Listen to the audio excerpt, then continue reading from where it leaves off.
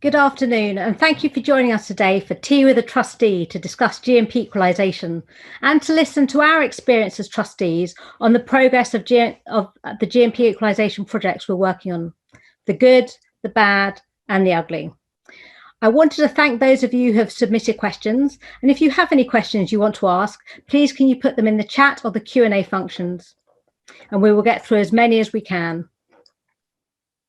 My name is Judith Fish, and I'm an accredited professional trustee working across a number of schemes varying in size and complexity and at different stages in their GMP equalisation journeys.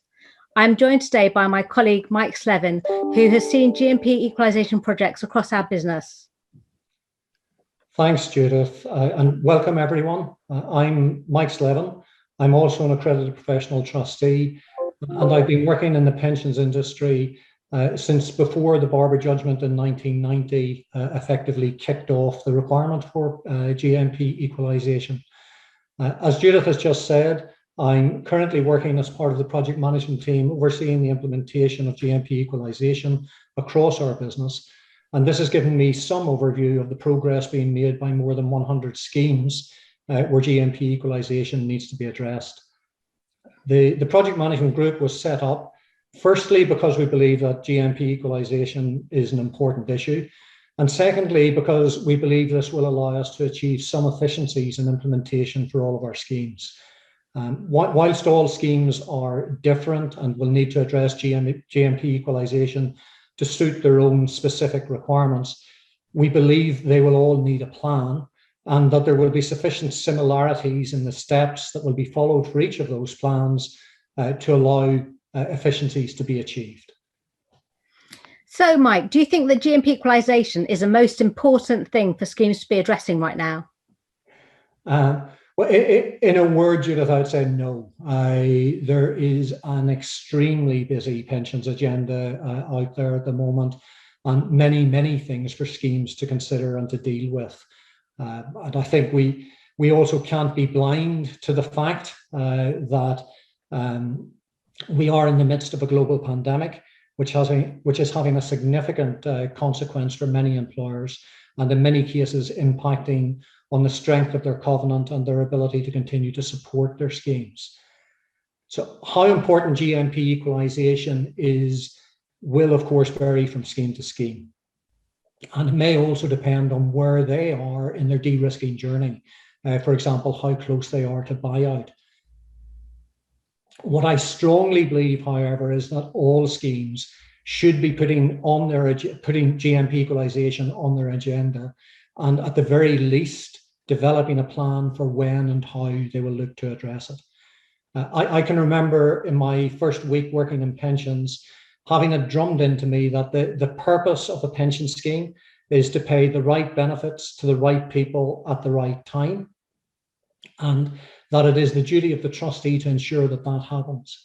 Now, unfortunately, for the majority of my reasonably lengthy career, it has simply not been possible to do this. The Lloyd's judgments and the subsequent guidance have put us in a place where we can now make significant progress towards this. I don't believe it's right to continue to knowingly pay wrong benefits when we have the ability to correct things. And on top of this, the direction from the court was quite clear and unequivocal in that trustees need to be proactive in equalising GMPs. Completely accept it's easier for me to say that a little bit from the sidelines in a project management chair than to actually have to address some of the issues at the coalface. So Judith, do you want to say something from a more hands-on experience perspective? Thank you, Mike. I think from a trustee perspective, whilst I appreciate that there are lots of demands on trustee time at the moment, it's quite frustrating that we haven't moved further down the GMP equalisation journey. We've been paying the wrong benefits for up to 31 years, and it's more than 2 years since the first Lloyd's case, which really answered many of the questions that the industry had around acceptable methods. So why haven't we moved further forward? Firstly, schemes need to know that the GMPs they hold are correct. From the end of contracting out, schemes have been dealing with the process of checking their records and agreeing them with those held by HMRC, spurred on by the announcement from HMRC that it was winding down its GMP reconciliation service in 2016. the process of GMP reconciliation and rectification has taken longer than anticipated, I would say, across most of the schemes I work on, in part due to the delays with HMRC publishing their final listings. However, most schemes should have their final listings now, if not all schemes. And I think that it's fair to say that we've been sorting out the reconciliation and rectification point before we start on the equalisation point. No point equalising the wrong GMPs. So I think it's getting the correct data first has been the first hurdle, and that's been slightly delayed by HMRC's processes. I think the other thing to note is that reconciliation has been and rectification have been taking up admin capacity, and I think that having taken longer than expected, it's had a knock-on effect on GMP equalisation projects. Mike, I think we had a question around rectification. Do you want to address that now? Yeah, that's right, Judith. Someone had asked the question, is it okay to rectify GMPs before equalising them? The reality is that different schemes are in different places and their approach will therefore be different. Some schemes have already been through the reconciliation and rectification process. For some of these, there may only be a little tweaking required following the receipt of the final data cut from HMRC. And for these schemes, it's really only the equalisation piece of the jigsaw that remains. Schemes which haven't yet rectified are also taking different approaches. For members who are not impacted or being underpaid, then we're seeing schemes rectify. Where members are overpaid, there is some hesitation as to whether to rectify if we might be going back to them in just a few months' time and offering them money back again. The key question for this group is really how long it might take to resolve the GMP equalisation question. Schemes that are looking to progress equalisation relatively quickly are increasingly looking to do rectification and equalisation together. If there's going to be a significant delay in moving to equalisation, then it's probably better to do rectification first. Thanks, Mike. I think I broadly agree with that. You don't want to be paying the wrong benefits for too long. And if you think GMP equalisation is going to be quite a long time down the road, then you might want to consider rectifying first. And absolutely, where we're underpaying members' benefits, GMP equalisation is either not going to change at all or pay them a little bit more. So we should certainly be sorting that out. I guess the next question of why we haven't got further down the equalisation journey is probably data. Because we're looking back over such a long period of time where we might have been paying incorrect benefits, having sufficient data has been an issue for some schemes. It's worth noting that the industry has provided good guidance on how to deal with missing data, and we're seeing some pragmatic solutions out there. I think the bad here, if I go back to our good, bad and ugly, is where with some schemes still hold a significant amount of information and member records in archived paper files, and obviously that hasn't been helped by the pandemic with people working from home and not having access to that data. And I think that there's also an issue where schemes have moved administrators historically, where records haven't been transferred across. I mean, where you're transferring records from one administrator to another, I think that there has been perhaps a view in the past that as long as we have sufficient information to pay the benefits, to pay the pensions in payment and make sure we can pay the correct death benefits, why do we need reams of historical information and, contracting out earnings history maybe, or service histories, or how they retired, whether they took cash, etc. And I think that maybe that's coming back to bite us to a certain extent. I think that's also been highlighted by the recent court judgment regarding past transfer outs. Trustees obviously have a duty to equalise transfer outs for the effect of GMP equalisation, and this isn't time limited. So we're going to have to consider all transfers out that have been paid since 1990 that include an element of post-1990 GMP. I think we had a question about this as well, Mike. How challenging do you think that trustees are finding looking at past transfer activity within our schemes in light of that Lloyd's ruling? Well, I think schemes are finding it challenging. I think it's probably fair to say that for most schemes, They're considering the first part of the GMP project first and taking a let's equalise the benefits for members that are still in our scheme. In saying that, we have started to look at some of the data that we hold regarding transfers out. And again, there is a real range. I've seen schemes where on transfer from one administrator to another, almost no historic transfer information has been transferred. And here we're looking to see whether anything has come across in archive files and whether the previous administrators continue to hold any records. Although with GDPR, this is probably increasingly less likely. For other schemes, though, I can see that we do hold transfer records for people who transferred out right back to the 90s and indeed earlier. However, it's not just knowing or having those records that counts. We don't only need to know whether people have transferred. We need to know where they transferred to, and we will have to find out whether they are still in those schemes, or if not, are we able to track them down, whether they had any post-1990 GMP. But I see this very much as a phase two. Now, another issue with past transfers is that guidance is really needed on making payments direct to the member without unauthorised charges. Yes, no, I think that's fair enough, particularly where some of the payments are very small. But I would agree, I think that we're concentrating on sorting out GMP equalisation for our current membership, not losing sight of members that transfer out. And I guess the first step in that is that across most schemes, we're seeing transfer values having already allowed for GMP equalisation. So we're not making the problem worse, I guess, going forward. Going back to issues we see in terms of GMP equalisation projects, I think that another issue we've faced is having multiple parties involved in the project. So trustees obviously need to make decisions, and we base that on the information and advice from our administrators, our actuaries and legal advisors, as well as in consultation with the employer, who may well have their own advisors. If you go down the comparison method or one of the comparison methods, most of the work will fall to the administrators. Whereas if you go down conversion, a large chunk of that work will be done by the actuary. There's potential tension here between advisors on who's doing what.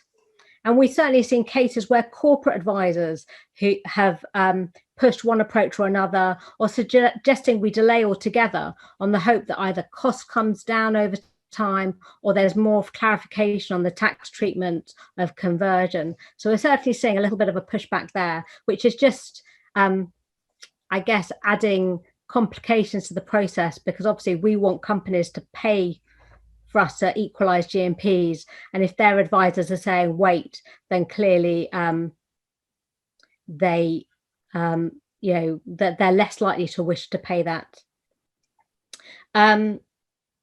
I have to say that as an actuary, when I heard we could get rid of GMPs altogether and by doing a conversion process, I was sold to begin with, but it's not a simple exercise with high initial costs requiring detailed actuarial advice.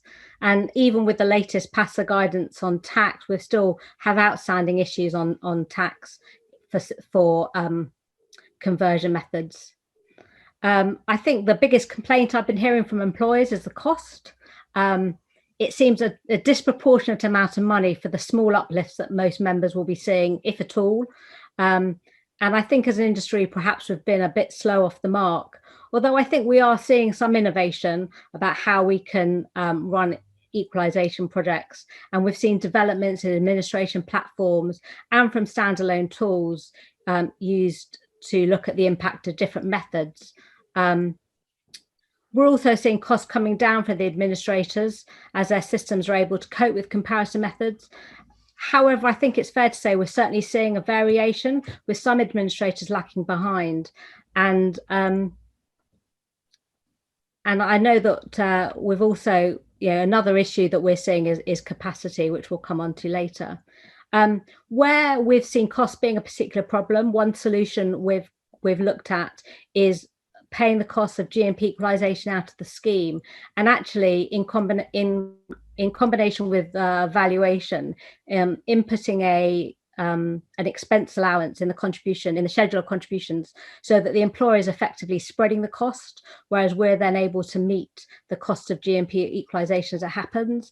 Clearly, that isn't a solution that will work for everyone. Not all rules will allow for expenses to be paid out of the scheme. It might not be easy or feasible to revise a schedule of contributions to allow for these costs to be met, but we're certainly seeing that that can be a solution, particularly where lumpy costs are an issue for the employer, which we could understand in the current time with employers, struggling to recover from the pandemic. We also work with many different advisors across the industry, and I guess it's quite interesting to see how some advisors seem to prefer one route to another. I mean, we want to be paying the right benefits to our members. I think that the point you made right at the start, the whole point of a pension scheme is to pay the right benefits to the members at the right time, I think is a key factor that trustees need to have in mind all the time. And I think that, advisors may favour different approaches, perhaps because their systems allow for them to deal with some approaches better than others, or because they think the cost of one approach to another is more palatable to the trustees and or employer. But I think it can be really confusing to trustees. GMPs are complicated. The way they're calculated and the rules that surround them, are very complicated. They stopped accruing in 1997, which is quite a lot of years ago. So many of us have tried to forget about them and how to calculate them. And I think it's this complication around GMPs and is making it harder for some trustees to make decisions, particularly if they don't have a pensions background. I think it's fair to say there have been lots of amazing webinars and training sessions run by the industry, and I'm sure many of us have attended some of them before we make decisions. But I think we've all been in trustee meetings where GMP comes on the agenda, we have to remind people around the table what a GMP was, why we're equalising it and how we're doing it. Mike, how have you seen trustees deal with the complications of GMP equalisation projects? Well, I think there's a lot of variation in how trustees are dealing with the complexity that you just set out there, Judith. I think I'd probably just pick out two key things in particular, which I think I've seen working well. And the first of those is probably stating the obvious. Have a plan and make sure that all stakeholders are clear about the objectives of that plan and what their role in that plan is. The plan should be about securing the best outcome for the scheme, given all of its particular circumstances. This needs to be informed by advice from advisors, but it shouldn't necessarily be driven by their views. The second thing that I point to is really derives from the complexity of GMP equalisation. Detailed information is coming out on this spread over a long time. It's been 2 years and 4 months since the first Lloyd's judgment. Then there was the follow-up to that judgment, the second Lloyd's judgment, and then there's been numerous guidance papers subsequent to this. It's very difficult, particularly for lay trustees, to assimilate all of this information. And no matter how good the training is that's provided, it's almost impossible to retain all of the detail that is given between one set of information and then the next set coming through. So what we have seen work very well is the use of a subcommittee to do the majority of the legwork and the heavy lifting and to drive the project and then feed back to the full board for key decisions. So the subcommittee can present and break down what it is that they have done, what it is that they've found, what they are recommending as a result of that work, why they are making the recommendations that they are, and what the consequences of those recommendations are. What the next steps will be can then be laid out, and ideally they should relate back to the overall project plan and budget to show how progress is being made against them. I agree, Mike, that subcommittees can work well. I work on one case where the subcommittee consists of me, the lawyer and the actuary. And as we come to decisions needing to be made, we'll report back to the full board, keeping the employer in the loop as well. But we're able to do a lot of the thinking and resolve some of the more technical issues. And it seems to be working quite well. In another case, we've got an MNT who's very interested and keen to be involved in the project because they feel they know the members very well. And again, as long as they're, where they're willing to commit the time, it seems to be working very well as well. And I think the key is actually having that project plan in place and breaking down some of the steps. I think that GMP equalisation as a task can seem like a very large project to begin with. Thanks, Judith. I'm starting to look at some of the questions that have come in, and there are a few around the potential segmentation of members in addressing GMP equalisation. Now, my broad view is that this can make a lot of sense. Do you have any thoughts or direct experience in this? I agree. I think that drilling down into the membership can make a real difference to how you address the project. I had one case where GMP equalisation seemed a real problem as it impacted almost all of the membership. However, when we looked into the membership data and the scheme benefits, it became clear that it was less of an issue because of the scheme benefit structure for this scheme than it might be for other schemes. So without going into some of the complications, we don't believe we have crossover members because of the level of pension increases, which will simplify the project as we go forward. We've got another case where we've broken down the membership into groups. I think it really helps because you can deal with a group of members where they're quite simple to deal with and you know how you're going to treat them. And then you can spend your time and your money looking at the more complicated members. And I think that, where we have simpler groups of members, we can try and find pragmatic solutions where we can resolve we can equalise their benefits in a more pragmatic way. I think we had a question on pragmatic approaches as well. And to answer that question is, yes, we would love to see advisors coming to us with pragmatic solutions to GMP equalisation. I think that, no one in this industry wants to spend lots of money carrying out equalisation projects, which have very limited impact on the members' benefits. We'd much rather find pragmatic approaches. And if we had to, give a bit more to the members if it costs us less to do, assuming that the overall cost is the same. In the case I was thinking about earlier, we're looking at D2 to equalise GMPs, and I'm sure we'll have questions on D2 later. So that's a conversion method. So we're converting benefits. And we've got one group of members where we believe that they effectively are the winners in almost every feasible circumstance, but we can't guarantee that they'll always be the winners. We can't guarantee that there won't be ever a set of inflation in any year that will mean that assumption will break.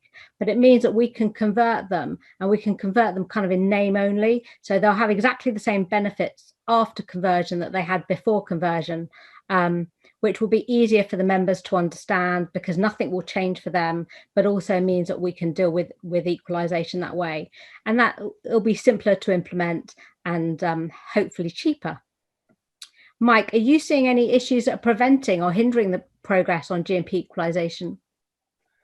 Well, I think the short answer to that question is yes, Judith. There are a number of things, but probably the one that I would highlight as having the biggest potential impact is that we're beginning to see the possibility that there may be bottlenecks due to limited capacity, particularly in administration. I wouldn't say it's an issue right now, but we're starting to see longer timescales being quoted because of work already in the pipeline. In some ways, I'm a glass half full person. So in some ways, I think that can be seen as positive and encouraging because it does show that a number of schemes are actually making progress through GMP equalisation. I would hope that some of these resource issues are predictable and that administrators will be able to resource plan around them to mitigate against the worst effects. But what it really highlights to me is that there is a finite resource of experienced administrators in the industry. And whilst their ability to deal with these cases should improve as they do more of them, trustees will need to factor this into their plan and allow for it within their timescales. You may have a plan which has a target for completion, let's say end of Q2 2022. But if you haven't alerted your administrator and got their agreement for a time slot for them to do their work, you might find that they turn around to you and say that end of Q2 2022 is the earliest that they can actually do any of the administration work that you need. So the key thing there, I think, is that it indicates that you need to engage with your administrators early and often in the process and get their prior agreement to time slots for work to be carried out. That, I think, does link into another question which I saw coming through, which was about the use of third-party administrators to take on this work as a standalone project. So, Judith, do you want to say something on that? Yes. Before I do that, though, we have had a question in on the Q&A, which I've just seen, where someone's been told that their administrator can't deal with GMP equalisation until next year. So we're looking at 2022 for a start date. I think we're seeing real variability across the industry. Some administrators seem to be much better placed to deal with GMP equalisation.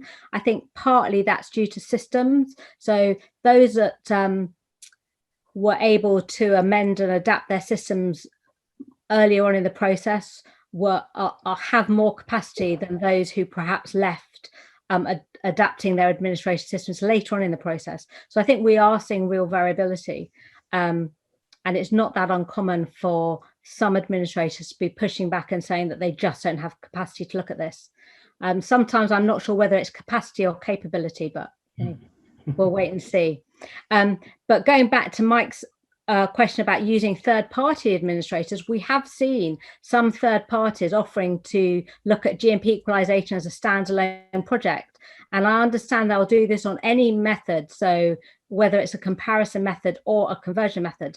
And, you know, that could, if you want to drive forward with equalisation and your administrator doesn't have capacity, then that is a possible solution. I think that it might be quite difficult for it to be particularly cost effective to get a third party involved, but I'm sure that there'll be instances where, you know, the costs will be competitive enough to engage with them. And I think that they'll be particularly useful for in-house administration teams who probably don't have the same level of resourcing, perhaps, to take on a large project like GMP equalisation. Mike, I guess a slightly related question. When do you think all schemes will have completed their GMP equalisation projects? A little bit of a how long is a piece of string question, Judith. I have seen some figures quoted which I think were suggesting that approximately 50% of schemes expect to complete by the end of 22, with upwards towards 85% expected to complete by end of 2023. Now, I think those figures exclude equalisation for transfers out, and I'm not sure of the sample size, but I don't have any reason to contradict those. Those do sound like what generally will be achieved. I do think we're optimistic of achieving considerably ahead of that. So subject to administration capability across the piece, of course. And so I was going to say, which methodologies do you think are being seen most? Well, again, there's some variation in this depending on where schemes are in their de-risking life cycle. Schemes that are already in a buyout process or buyout is imminent are much more likely to have gone down a conversion route. That's at least part due to the lack of capability of buyout providers to accommodate a year-on-year approach. Now, buyout providers have now progressed with their capabilities, and it's likely, I think, that we'll see more use of year-on-year methodologies being used going forward. And where buyout isn't imminent, I think we're seeing greater use of the year-on-year methodologies.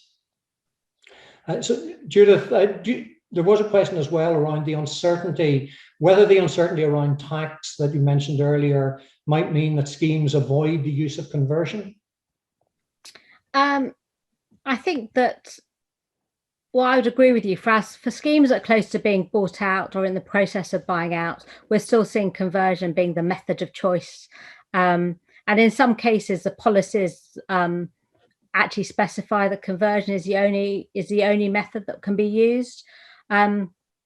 We're also seeing conversion being used on other schemes where, for example, we've got members with very small benefits that may have been very low paid whilst they were working there, and conversion is the preferred option. But clearly we are going to need to deal with the potential tax issue. So I think that tax will have it will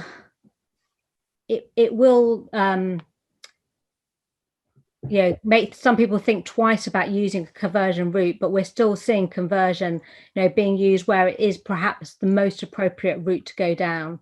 So yeah, I don't think that the current tax difficulties are stopping all schemes going down that conversion route, but we are looking, we would be keen to see more guidance and HMRC to give some final views on tax treatment of conversion. Mike, do you think there's any advantage for being the first to do GMP equalisation? We have been waiting over 30 years. What's the rush? Yeah, well, I'm not sure that there is any great advantage to being first, but I'm not sure I agree with the premise of the question, really. I don't think it's an accurate representation of where the industry is at present. I think a sufficient number of schemes have already started to move.